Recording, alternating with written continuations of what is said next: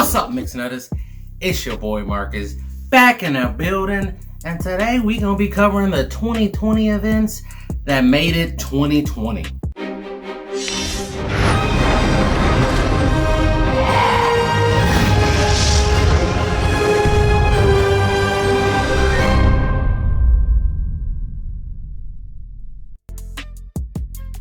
Mix Nutters. So we all know 2020 was rough.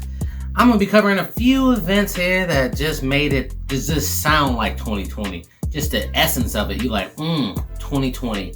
This is gonna make history class a lot easier for the kids because they'll always know when something was definitely 2020. Alright, so the first up, we got the Australian brush fires. I don't know if y'all remember this. Back in December 2019, it started getting real heavy, going over into the new year. So we're talking about thousands and thousands of animals being killed in these brush fires. Not to mention the 47 million acres that just burned up. 34 people actually died in this. Look at some of these photos, man. It was an intense time. And at the time, we were like, wow, 2020 is getting off to a bad start. And this is back in January, you know what I mean? Well, let's keep on going. So by January 8th, Prince Harry and Meghan Markle actually quit the royal family. They decided to move out and move on over to the States and live a normal, well, about as normal as they could get, life. Now, I don't know what kind of pressures come with being royalty. I'm sure it's a lot. But for him to get Meghan Markle and just be like, I'm out, that means he was tired of all the BS. Now, he grew up in this and quit. So that is it. You know, normal person coming from there and then coming into royalty, I could see you quitting. But for him to just walk away, I mean, damn. And let me tell you something else. That Meghan Markle is finer than cat hair, son. I liked her ass when she was on Suits. Okay, so Harry, good on you. All right? You quit the family, got cash, got Meghan Markle. You living the dream, buddy. You living the dream. January 9th, that's just a day later. COVID-19 was being reported out of Wuhan, China. Who knew how crazy the COVID-19 would get? COVID-19 spread around and caused many, many deaths and many, many lockdowns and had devastating results on the economy itself. But man, let's just stop right now on this COVID stuff and cover this toilet paper situation. Even now, this is back in March when all this toilet paper stuff went down and it was sold out around the world. What was going on with the toilet paper? People were selling toilet paper out of the back of their car like it was illegal drugs or like illegal firearms. I will never understand that. I can't wrap my head around this. The toilet paper thing never made sense and it still don't make sense. Then by January 26th, we had Kobe Bryant and his daughter dying in a helicopter crash. Let's say what you want about Kobe, but man, this dude was beloved, man. I mean, you know what I mean? This dude, it was a good dude, and he gave back to the community as well. You know, we honor a lot of rock stars that ain't gave back nothing to nobody and basically had a drug problem their whole life. This dude, he did great things, man. January 26th was a sad day for everybody, and everybody was just shocked and confused about how this could happen. By February 5th, we had the impeachment of Donald Trump. Now, they weren't successful. Bruh. But they did get the ball rolling, pointing out a lot of things that he was doing that was incorrect or wrong. And it wasn't necessarily that it was necessarily like illegal, but it was shady as hell. But they gave him a pass, and we did not impeach him for some reason. Boom. On the lighter side, though, by February 9th, the movie Parasite swept the Oscars, man. Look at this dude. Look how many Oscars he got in there. Look at this. Look at this dude. Look how many. Blow that up. Look how many Oscars this dude got. This dude landed Best Picture, Best Director, Best Original Screenplay, and Best International Feature Film. It marked the first time a non-English language movie won Best Picture. So big ups to that dude, because that's a real accomplishment, man. I mean, and I saw the movie. Y'all gotta check that shit out, man. It is a good movie and got a lot of underlying messages to it that really fit now and pretty much forever at this point. By February 24th, we had the Harvey Weinstein verdict. Now this dude is the poster child for #MeToo. This dude was extra grimy, extra sleazy.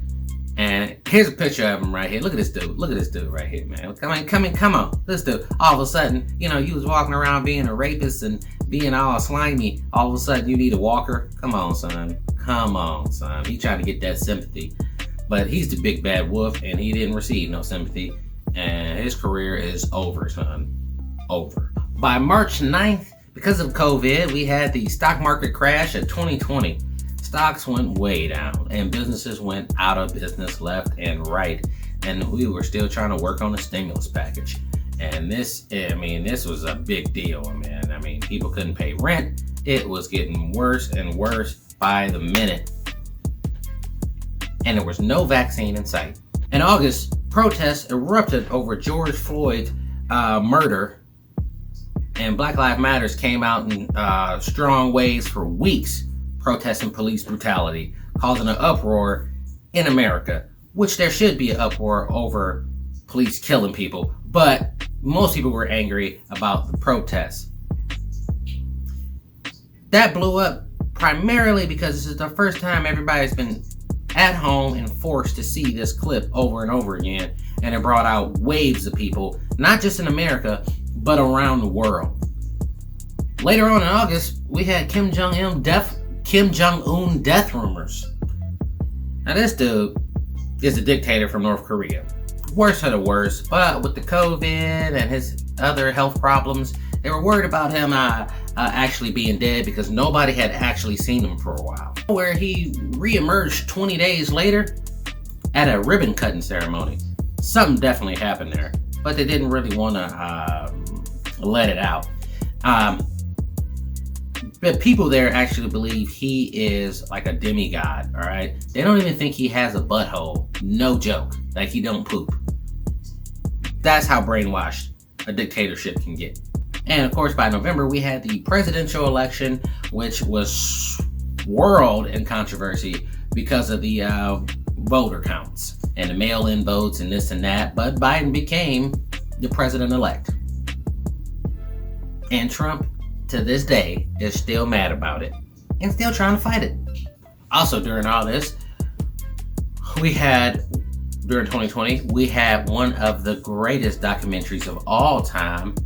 And you know what I'm talking about. Tiger King. Tiger King. Now, you know what I loved about Tiger King? Everything. We got introduced to Carol Baskins, which that tiger definitely ate that first husband. But anyway, this whole show, if you ain't seen it by now, binge watch it. You gonna have to. You got introduced to the Tiger King and his crazy life. And of course, where else would that happen? Florida. Look, I'm not saying Florida is completely nuts all the time, but that's exactly what I'm saying. What could make this a little bit worse? It's 2020, so anything could happen. Oh yeah, that's right. Murder hornets enter the U.S. And at first I was like, this clearly has to be some kind of rumor, because why would murder hornets be a real thing? But boom, throw that picture up. Look how big this damn hornet is. All right, murder hornets, bro. Of course, after the murder hornets, you were like, what else? I mean, you just, from day to day, we couldn't even decide what else we could do. I mean, 2020 was about trying to stay positive as possible, because it was hard, son. After the murder hornets thing, I was like, all right, what else is next? And then out of nowhere, there was a Beirut explosion. And I ain't talking about like a little explosion. I mean like a meteor type explosion. Let's take a quick look at this video, but this explosion is insane. Look at this. Then after all that, of course, Kamala Harris got chosen as the Democratic VP candidate and became the VP elect. So, I mean, at least some kind of good is coming out of this whole thing. It's a lot of firsts this year, but, let's try to turn this thing around and make it somewhat positive, even though we just get hit with outlandishly unpredictable negativity. Staying positive. If you can stay positive in 2020, you can do whatever you want in this life. I can guarantee you that. Then at some point, Trump tested positive for COVID-19, along with the majority of the White House and the special services. And you're like, wow. These are the same people that weren't wearing any masks. Now they all had it. Now, of course, he recovered because, you know, you're the president, you got top of the line medical.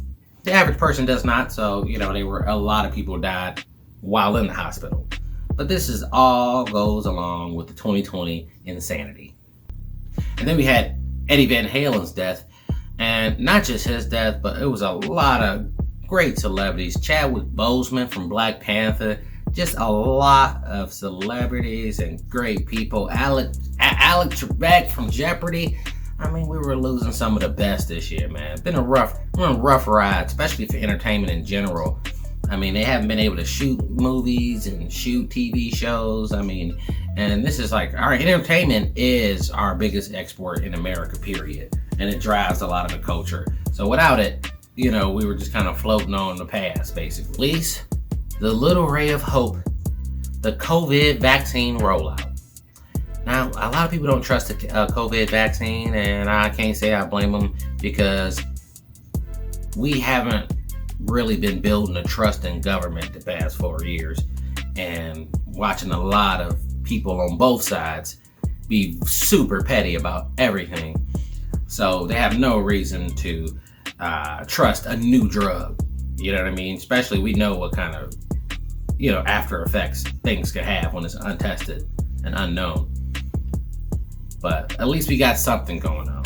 All right. I mean, we got some kind of light at the end of the tunnel, because before it was just darkness. It was, we're going to be walking around wearing masks looking like Ninja Turtles for the rest of our lives. That was basically how it was a couple of months into the year. Look, 2021 is coming, and we're going to do it big. Go after your dreams. Do whatever you want, man. Start whatever thing you've been putting off. Don't feel like you need to wait till the new year to do anything. Nobody's waiting for you to cross that finish line. Do whatever you want, whenever you want.